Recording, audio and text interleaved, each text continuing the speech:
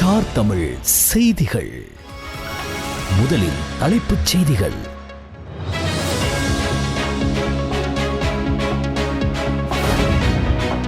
முன்னாள் ஜனாதிபதிகளின் வெளிநாட்டு பயணங்களுக்கான செலவு விவரத்தை பிரதமர் வெளியிட்டார்.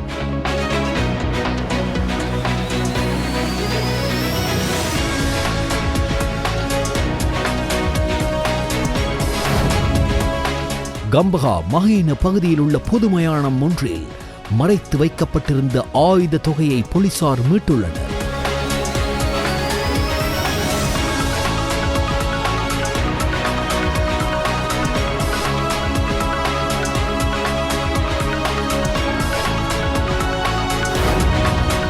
கொட்டாஞ்சேனை துப்பாக்கிச் சூட்டு சம்பவம், சந்தேக நபர்களின் மரணம் தொடர்பாக பதில் பொலிஸ்மா அதிபரிடம் இருந்து அறிக்கை கோரப்பட்டுள்ளது.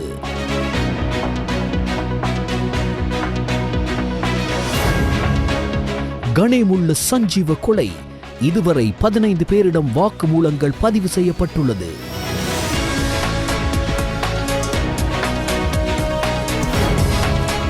கைது செய்யப்பட்ட மகனெகும நிறுவனத்தின் அதிகாரிகளுக்கு விளக்கமறியல்.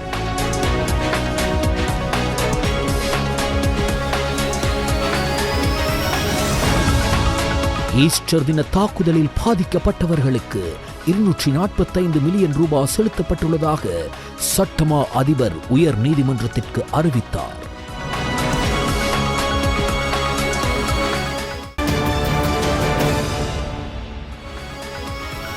உள்நாட்டுச் செய்திகள்.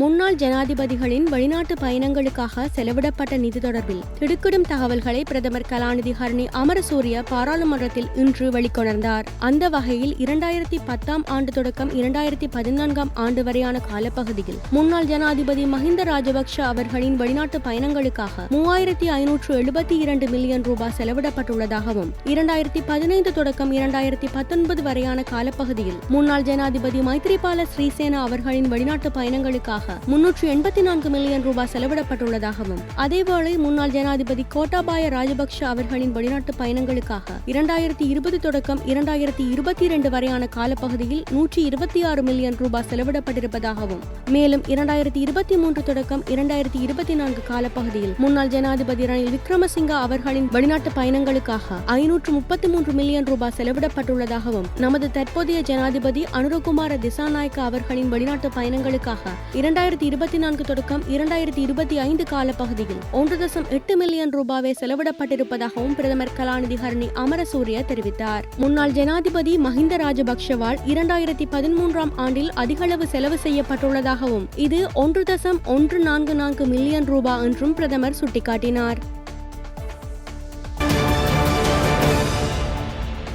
கம்பஹா மஹேன பகுதியில் உள்ள பொதுமையானம் ஒன்றில் மறைத்து வைக்கப்பட்டிருந்த ஆயுத தொகையை போலீசார் மீட்டுள்ளனர். மேல் மாகாண வடக்கு குற்றப்பிரிவிற்கு கிடைத்த தகவலின் அடிப்படையில் நடத்தப்பட்ட தேடுதல் நடவடிக்கையின் போது இந்த ஆயுதங்கள் மீட்கப்பட்டன. இதன்படி T56 ரக துப்பாக்கி ஒன்றும் மெகசின் ஒன்றும் இயங்கக்கூடிய 23 ரவைகளையும் போலீசார் கைப்பற்றியுள்ளனர். மினுவாங்கொடை பத்தடுவென சந்தியில் நடந்த துப்பாக்கிச் சூட்டு சம்பவம் குறித்து விசாரிக்க சென்ற அதிகாரிகளுக்கு கிடைத்த தகவலின் அடிப்படையில் இந்த ஆயுதங்கள் மீட்கப்பட்டன. பமுனுகம போலீஸ் பிரிவிற்கு உட்பட்ட உஸ்வெட்டகேயாவ கடற்கரையில் நபர் ஒருவரை சுட்டுக் கொன்ற சம்பவம் தொடர்பில் மேலும் ஒரு சந்தேக நபர் கைது செய்யப்பட்டுள்ளார். கடந்த பிப்ரவரி மாதம் 21ஆம் திகதி உஸ்வெட்டகேயாவ கடற்கரையில் ஒருவரை சுட்டுக் கொன்ற சம்பவத்துடன் தொடர்புடைய சந்தேக நபர்களை கைது செய்ய பமுனுகம போலீசார் விசாரணைகளை முன்னெடுத்துள்ளனர். இதன்படி ராகம வல்பொல பகுதியில் பமுனுகம போலீஸ் அதிகாரிகள் குழுவினால் இந்த கொலைக்கு திட்டம் தீட்டியமை தொடர்பில் சந்தேக நபர் ஒருவர் 12 கிராம் ஐஸ் போதைப் பொருள் மற்றும் வெளிநாட்டில் தயாரிக்கப்பட்ட கைக்குண்டுடன் கைது செய்யப்பட்டார். கைது செய்யப்பட்ட சந்தேக நபர் ராகம வல்பொல பகுதியை சேர்ந்த 29 வயதுடையவர் என தெரிய வந்துள்ளது. இந்த துப்பாக்கிச் சூட்டு சம்பவம் தொடர்பாக நேற்றைய தினம் மாத்திரம் 2 சந்தேக நபர்கள் கைது செய்யப்பட்டுள்ளதுடன் பமுனுகம போலீசார் மேலதிக விசாரணைகளை முன்னெடுத்துள்ளனர். கைது செய்யப்படும் அனைத்து சந்தேக நபர்களின் உயிரையும் போலீஸ் அதிகாரிகளின் உயிரையும் பாதுகாக்கும் பொறுப்பு இருப்பதாக பொதுமக்கள் பாதுகாப்பு அமைச்சர் ஆனந்த விஜயபால தெரிவித்தார். கெரகல போலீஸ் நிலைய திறப்பு விழாவில் கலந்து கொண்ட பின்னர் ஊடகங்களுக்கு கருத்து தெரிவிக்கும் போதே அவர் இதனை குறிப்பிட்டுள்ளார். கொட்டாஞ்சேனை பகுதியில் அண்மையில் இடம்பெற்ற துப்பாக்கிச்சூட்டு சம்பவத்தில் தொடர்புடைய சந்தேக நபர்களின் மரணம் தொடர்பாக பதில் போலீஸ் மா அதிபரிடமிருந்து அறிக்கை கோரப்பட்டுள்ளதாகவும் அமைச்சர் இதன்போது சுட்டிக்காட்டினார். கனேமுல்ல சஞ்சீவவின் கொலை தொடர்பாக சிறைச்சாலைகள் திணைக்களத்தால் தற்போது மேற்கொள்ளப்பட்டு வரும் விசாரணைகளுக்கு அமைய அதிகாரிகள் உட்பட 15 பேரிடம் வாக்குமூலங்கள் பதிவு செய்யப்பட்டுள்ளதாக தெரிவிக்கப்படுகின்றது. போலீசார் மற்றும் போலீஸ் விசேட அதிரடிப்படையின் அதிகாரிகளுடன் கனேமுல்ல சஞ்சீவவை நீதிமன்றத்துக்கு அழைத்து வருவதற்கு பொறுப்பான அதிகாரி ஆகியோரிடமும் விசாரணை நடத்தப்பட்டுள்ளதாக சிறைச்சாலை தகவல்கள் தெரிவிக்கின்றன. மேலும் 15 பேரிடம் விசாரணை நடத்த திட்டமிடப்பட்டுள்ளதாகவும் தெரிவிக்கப்பட்டுள்ளது. இந்த விசாரணைகள் உதவி சிறைச்சாலை அத்தியட்சகர் ஒருவரின் மேற்பார்வையின் கீழ் நடத்தப்படுகின்றன. குற்றப்புலனாய்வு திணைக்களத்தின் தடுப்பு காவலில் இருந்தபோது தப்பிச் செல்ல சதி செய்தல் மற்றும் உதவி செய்தல் ஆகிய குற்றச்சாட்டுகளின் கீழ் நதுன் சிந்தக விக்ரமரத்ன எனப்படும் ஹரக்கட்டா உட்பட 3 பிரதிவாதிகளுக்கு எதிராக தொடரப்பட்ட வழக்கை ஸ்கைப் தொழில்நுட்பத்தின் ஊடாக விசாரணை மேற்கொள்ள வேண்டும் என்ற கோரிக்கை தொடர்பில் பிரதிவாதி தனது நிலைப்பாட்டை அறிவிக்க வேண்டும் என கொழும்பு உயர் நீதிமன்றம் இன்று உத்தரவிட்டது. இந்த வழக்கு இன்று கொழும்பு மேல் நீதிமன்ற நீதிபதி சுஜீவ நிசங்க முன்னிலையில் விசாரணைக்கு எடுத்துக் கொள்ளப்பட்டது. இதன்போது விளக்கமறியலில் வைக்கப்பட்டுள்ள ஹரக்கட்டா நீதிமன்றில் முன்னிலைப்படுத்தப்படவில்லை. நீதிமன்றத்தின் முன் விடயதானங்களை வைத்த அரசு சட்டத்தரணி பாதுகாப்பு காரணங்களுக்காக குற்றம் சாட்டப்பட்டவர் இன்று நீதிமன்றத்தில் ஆஜர்படுத்தப்பட மாட்டார் என்று குறிப்பிட்டார். எனவே ஸ்கைப் தொழில்நுட்பத்தை பயன்படுத்தி குறித்த வழக்கை விசாரிக்க அனுமதிக்க வேண்டும் என்ற கோரிக்கையும் முன்வைக்கப்பட்டது. இது தொடர்பாக மார்ச் 17ஆம் திகதி எதிர்த்தரப்பு சட்டத்தரணிகள் நீதிமன்றத்தில் தங்கள் நிலைப்பாட்டை முன்வைக்க வேண்டும் என்றும் நீதிபதி உத்தரவிட்டார். மகனகம நிறுவனத்தின் நிதியை குற்றவியல் ரீதியாக பயன்படுத்த உதவிய குற்றச்சாட்டில் கைது செய்யப்பட்ட 2 முன்னாள் அதிகாரிகளை அடுத்த மாதம் 3ஆம் தேதி வரை விளக்கமறியலில் வைக்க கொழும்பு நீதவான் நீதிமன்றம் இன்று உத்தரவிட்டது. போலீஸ் நிதி குற்ற புலனாய்வு பிரிவினரால் கைது செய்யப்பட்ட மகனகமவின் முன்னாள் பிரதி பொறுப்பதிகாரி அபேசிங்க மற்றும் முன்னாள் மேலதிக பொறுப்பதிகாரி நிதி அனகிபுரம மயக்கல் ஆகிய 2 சந்தேக நபர்களையும் விளக்கமறியலில் வைக்க உத்தரவிடப்பட்டுள்ளது. 2012 மற்றும் 2015க்கு இடைப்பட்ட காலத்தில் நிதியை போலி திட்டங்களுக்காக அங்கீகரித்ததன் ஊடாக அரசாங்க நிதியை குற்றவியல் ரீதியாக தவறாக பயன்படுத்துவதற்கு உதவியதாகவும் அதற்கு உடந்தையாக இருந்ததாகவும் கூறப்படும் சம்பவம் தொடர்பாக மேற்படி 2 கைது செய்யப்பட்டனர். உலகம் முழுவதும் வாழும் இந்து பக்தர்களால் சிவபெருமானுக்கு அர்ச்சனை செய்து கொண்டாடப்படும் மகா சிவராத்திரியை முன்னிட்டு கொழும்பு 6ல் அமைந்துள்ள மைராபதி ஸ்ரீ பத்ரகாளி அம்மன் ஆலயத்தில் மகா சிவராத்திரி கொண்டாட்ட நிகழ்வு ஏற்பாடு செய்யப்பட்டிருந்தது. இந்நிகழ்வில் பங்கேற்குமாறு ஐக்கிய மக்கள் சக்தியின் தலைவரும் எதிர்க்கட்சி தலைவருமான சஜித் பிரேமதாசவுக்கும் அழைப்பு விடுக்கப்பட்டிருந்தது. அந்த அழைப்பை ஏற்று நிகழ்வில் கலந்து கொண்ட எதிர்க்கட்சி தலைவர் சஜித் பிரேமதாஸ் அவர்கள் சிவபெருமானுக்காக நடைபெற்ற இந்து சமய வழிபாடுகளில் கலந்து கொண்டு ஆசி பெற்றார்.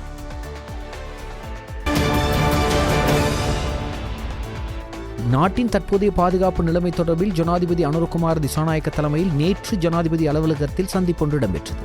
கடற்படையின் உயர் அதிகாரிகளுடனான இந்த சந்திப்பில் இலங்கையின் பாதுகாப்பு நிலைமை தொடர்பிலான எதிர்கால நடவடிக்கைகள் குறித்து கவனம் செலுத்தப்பட்டது.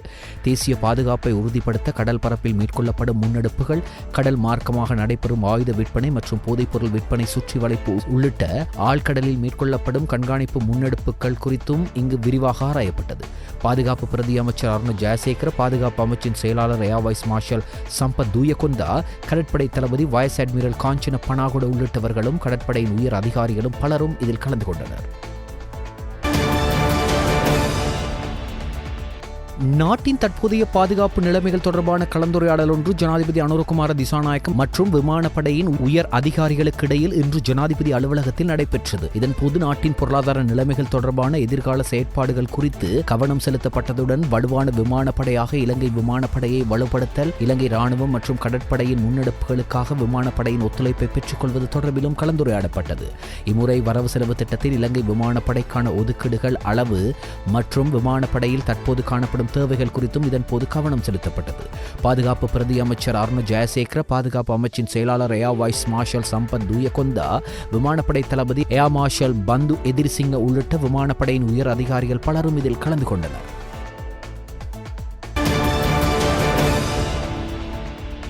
ஜனாதிபதி அனுரகுமார திசாநாயக்கவிற்கும் இலங்கைக்கான ஜப்பானிய தூதுவர் இசமோதா அகியோவிற்கும் இடையில் இன்று ஜனாதிபதி அலுவலகத்தில் நடைபெற்ற சந்திப்பின் போது உடன்பாடு எட்டப்பட்டுள்ளது. ஜப்பானிய அரசாங்கம் அண்மையில் ஆரம்பித்த பாதுகாப்பு ஒத்துழைப்பு உதவி திட்டத்தில் இலங்கையையும் இணைத்துக் கொள்ள நடவடிக்கை எடுத்துள்ளதாக இசமோதா அகியோ தெரிவித்தார். யுத்தத்தினால் பாதிக்கப்பட்ட வடக்கு பிராந்தியத்தில் தேசிய நல்லிணக்கத்தை வளர்ப்பதற்காக ஜப்பான், சுவிட்சர்லாந்து மற்றும் தென்னாப்பிரிக்கா இணைந்து மேற்கொள்ளும் திட்டம் குறித்து இதன்போது ஆராயப்பட்டதோடு அதன் எதிர்கால நடவடிக்கைகள் குறித்து ஜப்பான் தூதுவர் ஜனாதிபதி அனுரகுமார திசாநாயக்கவிற்கு தெளிவுபடுத்தினார். டிஜிட்டல் பொருளாதாரம் மற்றும் விமான நிலைய முதலீடுகளின் தற்போதைய நிலை மற்றும் முன்னேற்றம் குறித்தும் இதன்போது ஆராயப்பட்டது. ஜனாதிபதி அனுரகுமார திசாநாயக்க மற்றும் எகிப்து தூதுவர் ஆதில் இப்ராஹிம் அஹ்மத் இப்ராஹிம் ஆகியோருக்கு இடையிலான சந்திப்பு ஜனாதிபதி அலுவலகத்தில் இன்று நடைபெற்றது.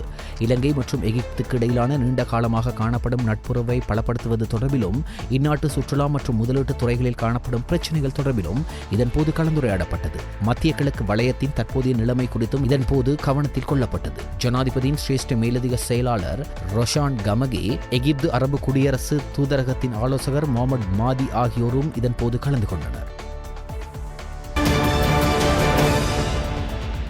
மலையகத்தில் 1000 லயன் குடியிருப்பு வீடுகளை புனரமைக்க நடவடிக்கை எடுக்கப்படும் என பெருந்தோட்ட மற்றும் சமூக உட்கட்டமைப்பு அமைச்சு தெரிவித்துள்ளது. கிளீன் ஸ்ரீலங்கா வேலை திட்டத்துடன் இணைந்து இந்த திட்டம் செயற்படுத்தப்படுவதாக அதன் செயலாளர் பிரபாத் சந்திரகீர்த்தி தெரிவித்துள்ளார்.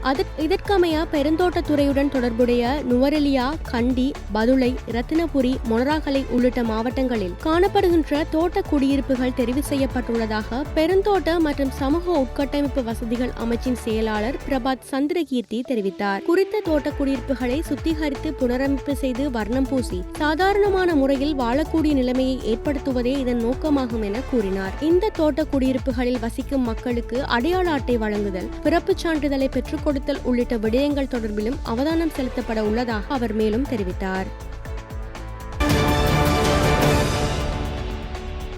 ஈஸ்டர் தின தாக்குதல்களை தடுக்க நடவடிக்கை எடுக்க தவறியமை குறித்து தாக்கல் செய்யப்பட்ட அடிப்படை உரிமை மனுக்கள் தொடர்பில் வழங்கப்பட்ட உத்தரவுக்கு அமைவாக அறவிடப்பட்ட நிதியிலிருந்து பாதிக்கப்பட்டவர்களுக்கு 245 மில்லியன் ரூபாய் செலுத்தப்பட்டுள்ளதாக சட்டமா அதிபர் இன்று உயர்நீதிமன்றத்திற்கு அறிவித்தார். இழப்பீடு வழங்குவதை கண்காணிக்க 12 தொடர்புடைய மனுக்கள் இன்று தலைமை நீதிபதி முர்து பெர்னாண்டோ, நீதிபதிகளான எஸ் துரைராஜா மற்றும் AHMD நவாஸ் ஆகியோர் அடங்கிய நீதிமன்ற அமர்வு முன்னிலையில் விசாரணைக்கு எடுத்துக் கொள்ளப்பட்டது. குறித்த சந்தர்ப்பத்திலேயே மேற்படி அறிவிப்பு வெளியிடப்பட்டது.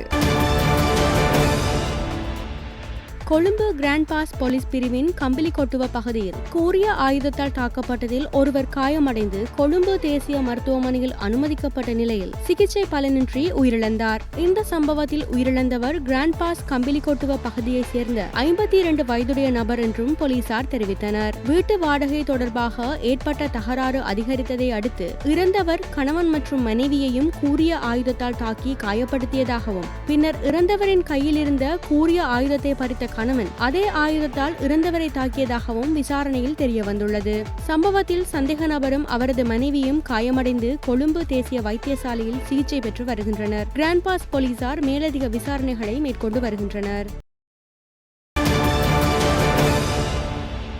தற்போதைய நாட்களில் நீர்ப்பாவனை அதிகரித்துள்ளதன் காரணமாக விநியோக அமைப்பில் அவ்வப்போது குறைந்த அழுத்த நிலைகள் அல்லது அதிக உயரமான பகுதிகளுக்கான நீர் விநியோகத்தில் இடையூறுகள் ஏற்படக்கூடும் என்று தேசிய நீர்வளங்கள் மற்றும் வடிகால் அமைப்பு சபை தெரிவித்துள்ளது. அறிக்கை ஒன்றை வெளியிட்டு தேசிய நீர்வளங்கள் மற்றும் வடிகால் அமைப்பு சபை இதனை தெரிவித்துள்ளது. இதற்கமைய ஒவ்வொரு நாளும் கணிசமான நேரத்திற்கு நீர் விநியோகம் தடைபடுகிறது. மேலும் சபையால் அடையாளம் காணப்பட்ட உயரமான பகுதிகளில் வசிக்கும் நுகர்வோருக்கு பவுசர்கள் மூலமாக நீரை விநியோகிக்க ஏற்பாடுகள் செய்யப்பட்டுள்ளன. தற்போதைய நாட்களில் நீர்ப்பாவனை அதிகரித்துள்ளதுடன் நீர் விநியோகம் குறைவாக இருப்பதனால் வாகனங்களை கழுவுதல், தோட்டக்கலை போன்ற நடவடிக்கைகளுக்கு நீர் பயன்பாட்டை குறைத்து சிக்கனமாக பயன்படுத்துமாறு தேசிய நீர்வளங்கள் மற்றும் வடிகால் அமைப்பு சபை பொதுமக்களிடம் கோரியுள்ளது. இதனூடாக நீர் விநியோக அமைப்பில் நீர் அழுத்தத்தை உகந்த அளவில் பராமரிக்க முடியும் எனவும் அவசர நிலைகளை சமாளிக்க தேவையான முன்னெச்சரிக்கை நடவடிக்கைகளை எடுக்குமாறும் நீர்வளங்கள் மற்றும் வடிகால் அமைப்பு சபை வெளியிட்டுள்ள அறிக்கையில் குறிப்பிடப்பட்டுள்ளது.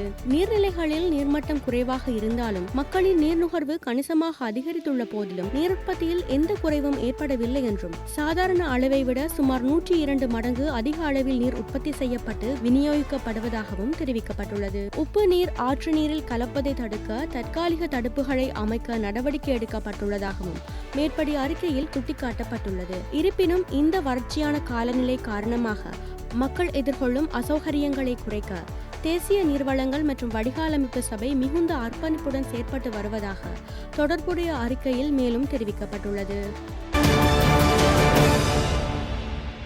எல்லை தாண்டும் இந்திய இழுவை படகுகளை தடுத்து நிறுத்துமாறு கோரி யாழ் தீவக மீனவ அமைப்புகள் இணைந்து இன்று காலை கவனஈர்ப்பு போராட்டம் ஒன்றினை முன்னெடுத்தனர். யாழ்ப்பாணம் பண்ணை சுற்றுவட்டத்தில் ஆரம்பமாகிய குறித்த போராட்டமானது அருகாமையில் அமைந்துள்ள யாழ் மாவட்ட கடற்தொழில் நீரியல் வள திணைக்களத்தின் உதவி ஆணையாளரிடம் மகஜர் ஒன்றினை கையளித்து தொடர்ச்சியாக யாழ் வைத்தியசாலை வீதியூடாக யாழ் இந்திய துணை தூதரகத்தினை அடைந்தது. இதனைத் தொடர்ந்து யாழ் போலீஸ் நிலைய தலைமையக பொறுப்பதிகாரி போராட்டக்காரர்கள் மகஜரை வழங்குவதற்கு அனுமதி வழங்கினார். இதனைத் தொடர்ந்து போராட்டக்காரர்களில் சிலர் இந்திய துணை தூதுவராலய அதிகாரிகளை சந்தித்து மகஜரை கையளித்தனர். இதேவேளை போராட்டக்காரர்கள் வருகை தந்த பாதைக்கு போக்குவரத்து போலீசார் கடுமையான பாதுகாப்பினை வழங்கியதோடு பொதுமக்களை குறித்த பாதையில் பயணிப்பதற்கு அனுமதியும் மறுக்கப்பட்டது. மேலும் போலீசார் இந்திய தூதுவராலயத்திற்கு கடுமையான பாதுகாப்பினை வழங்கியிருந்தனர் என்பது குறிப்பிடத்தக்கது. முன்னாள் ஜனாதிபதி ரணில் விக்ரமசிங்க இன்று இந்தியா நோக்கி பயணமாகின்றார். ராஜதந்திரிகளின் பங்கேற்புடன் புதுடில்லியில் உள்ள பாரத் மண்டபத்தில் நாளை வெள்ளிக்கிழமை விரிவுரை ஒன்று இடம்பெற உள்ளது. இந்த நிகழ்வில் உரையாற்றுவதற்கே முன்னாள் ஜனாதிபதி ரணில் விக்ரமசிங்க இந்தியா நோக்கி பயணமாகியுள்ளார். இந்திய பிரதமர் நரேந்திர மோடி, கனடாவின் முன்னாள் பிரதமர் ஸ்டீவன் ஆர்பர், ஆஸ்திரேலிய முன்னாள் பிரதமர் ஜானி அஃபோர்ட் ஆகியோர் இங்கு உரையாற்றுகிறார்கள். தெற்காசியா தொடர்பான விரிவுரையை முன்னாள் ஜனாதிபதி ரணில் விக்ரமசிங்க ஆற்றவுள்ளார். இந்த இந்தியா விஜயத்தின் போது ரணில் விக்ரமசிங்கவிற்கும் இந்திய பிரதமர் நரேந்திர மோடிக்கும் இடையில் சந்திப்பொன்று நடைபெற உள்ளதாக அரசியல் வட்டாரங்கள் தெரிவித்தன. இங்கு அவர் இந்தியாவின் முன்னணி தொழிலதிபர்கள் குழுவுடன் கலந்துரையாட உள்ளார். ரணில் விக்ரமசிங்க குறுகிய காலத்திற்குள் இந்தியாவிற்கு விஜயம் செய்வது இது 3வது தடவையாகும். இந்நிலையில் அவர் எதிர்வரும் மார்ச் மாதம் 2ஆம் தேதி நாடு திரும்பவுள்ளார். கடற்றொழில் நீரியல் மற்றும் கடல் வளங்கள் அமைச்சர் ராமலிங்கம் சந்திரசேகருக்கும் ஐக்கிய நாடுகள் சபையின் இலங்கை பிரதிநிதிகளுக்கும் இடையிலான விசேட சந்திப்பு ஒன்று நடைபெற்றது. கொழும்பு மாளிகாவத்தையில் உள்ள அமைச்சில் நடைபெற்ற மேற்படி சந்திப்பில் ஐக்கிய நாடுகள் சபையின் இலங்கைக்கான நிரந்தர வதிவிட பிரதிநிதி மார்க் ஆண்டரி பிரான்சே, ஐநாவின் உணவு மற்றும் விவசாய திட்டத்தின் உதவி பிரதிநிதி நளின் முனசிங்க, உணவு மற்றும் விவசாய அமைச்சின் இலங்கை மற்றும் மாலைத்தீவுக்கான கடற்றொழில் சார் நிபுணர் பாலித்த கிட்சிரி ஆகியோர் பங்கேற்றிருந்தனர். இலங்கையின் கடல் தொழில் துறைக்கும் கடல் வளங்கள் பாதுகாப்பிற்கும் ஐநா மற்றும் அதன் துணை அமைப்புகளால் வழங்கப்பட்டு வரும் ஒத்துழைப்புகளுக்கு நன்றி தெரிவித்த அமைச்சர் இதனை மேலும் வலுப்படுத்துவதற்கு தேவைப்படும் தொழில்நுட்பம் உள்ளிட்ட உதவிகள் தொடர்பிலும் கோரிக்கை முன்வைத்தார். இலங்கையில் கடற்றொழிலாளர்கள், குறிப்பாக வடக்கு கிழக்கில் உள்ள மீனவர்கள் எதிர்நோக்கும் பிரச்சினைகள் சம்பந்தமாகவும் அவற்றை தீர்ப்பதற்கு தமது அமைச்சால் முன்னெடுக்கப்பட்டு வரும் நடவடிக்கைகள் பற்றியும் அமைச்சர் தெளிவுபடுத்தினார்.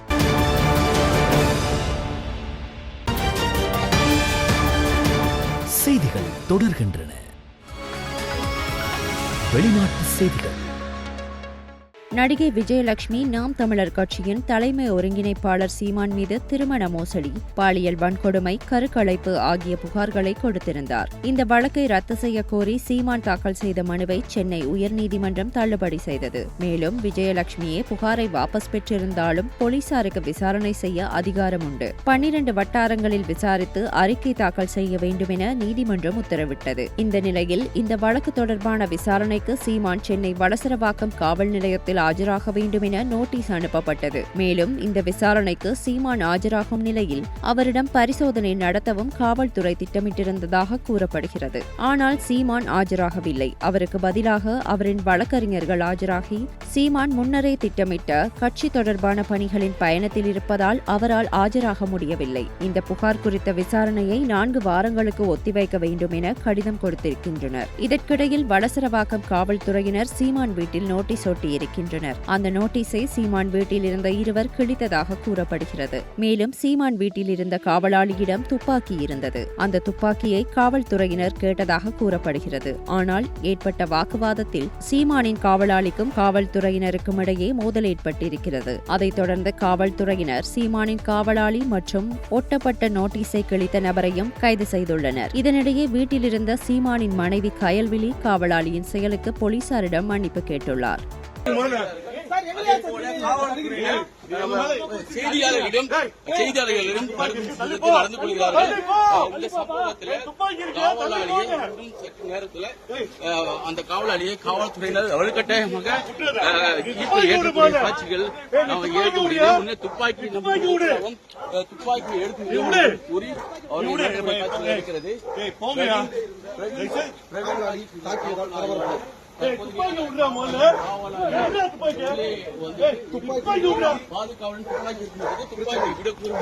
துப்பாக்கியையும் பறிமுதல் செய்திருக்கிறார்கள். துப்பாக்கி காவலாளி துப்பாக்கி காவலர்கள்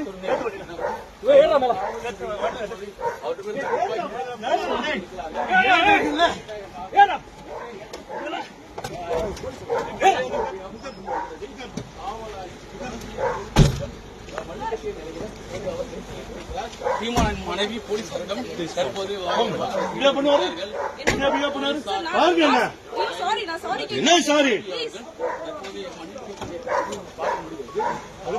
காவல் ஆய்வு போது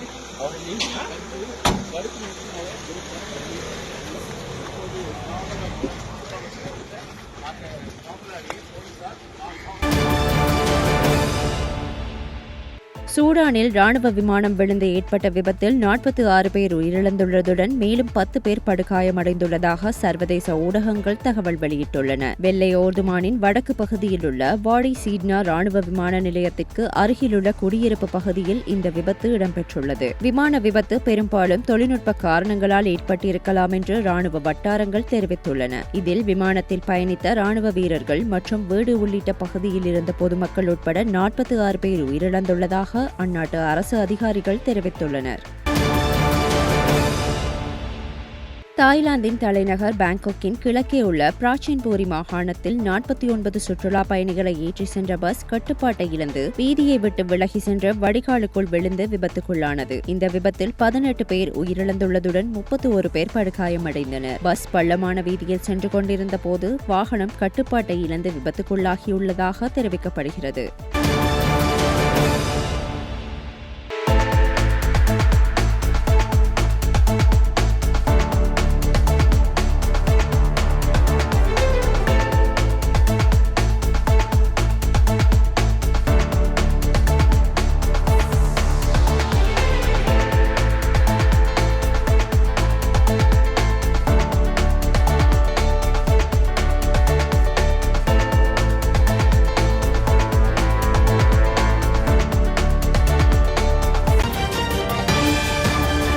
இடைவேளைக்கு பின்னர் செய்திகள் தொடரும். செய்திகள் தொடர்கின்றன. விளையாட்டு செய்திகள்.